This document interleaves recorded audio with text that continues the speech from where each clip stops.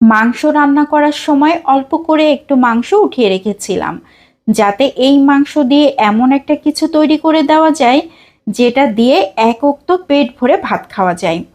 আমি অল্প করে একটু সলিড দেখে মাংস রেখেছিলাম, সেই মাংসগুলোকেই ছোট ছোট পিস করে কেটে নিয়েছি। যতটা সম্ভব ছোট করে কেটে নিলেই ভালো হবে। এখন খুব ভালো করে ধুয়ে একটা প্রেসার কুকারে নিয়ে নিয়েছি।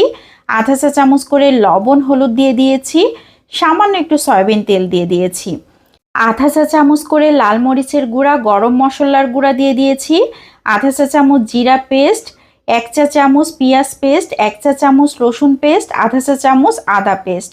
সব কিছু খুব ভালো করে মিক্সড করে নিচ্ছি।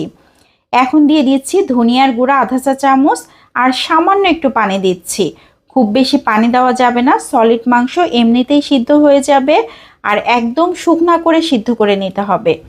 তো আমি 4-5টার মতো সিটি দিয়ে নিয়েছি, খুব ভালো মতো সিদ্ধ হয়ে গিয়েছে। মাংসে কিন্তু কোনো ধরনের পানি নাই। এখন আমি একটা সাইডে রেখে দিচ্ছি। চুলাতে আরও একটা প্যান বসিয়ে 2 টেবিল চামচের মতো সয়াবিন তেল দিয়ে দিয়েছি। গোটা গরম মশলা, এলাচ, দারুচিনি, তেজপাতা আর লবঙ্গ দিয়ে দিয়েছি। খুব ভালো করে নেড়ে চেড়ে নিয়েছি। যখন সুন্দর একটা সেন্ট বের হয়েছে তখন 1 চা চামচ গোটা জিরা দিয়ে দিয়েছি। জিরাটা যখন ফুটতে শুরু হয়েছে তখন 2টা পেঁয়াজ মোটা মোটা করে কেটে দিয়েছি। 3-4টা দেশি রসুন কুয়া কুয়া করে ছিলে দিয়েছি। 5-6টার মতো শুকনা মরিচ ফালি করে বিচি ফেলে তারপর দিয়েছি। 1/4 চা চামচ করে লবণ হলুদ দিয়ে খুব ভালো করে নেড়েচেড়ে মিশিয়ে নিয়েছি।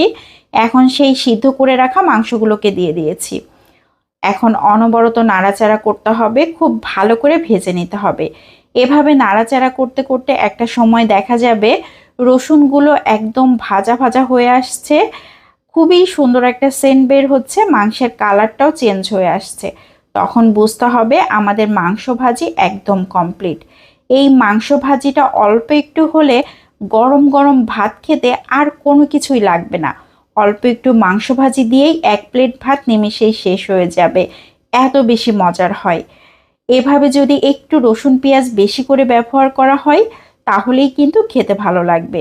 আমি কিন্তু এখানে কোনো ধরনের আলু ব্যবহার করিনি, শুধুমাত্র মাংসটাই একটু রসুন পেঁয়াজ বেশি করে দিয়ে এভাবে ভেজে নিচ্ছি। এটা খেতে অনেক বেশি মজার হয়।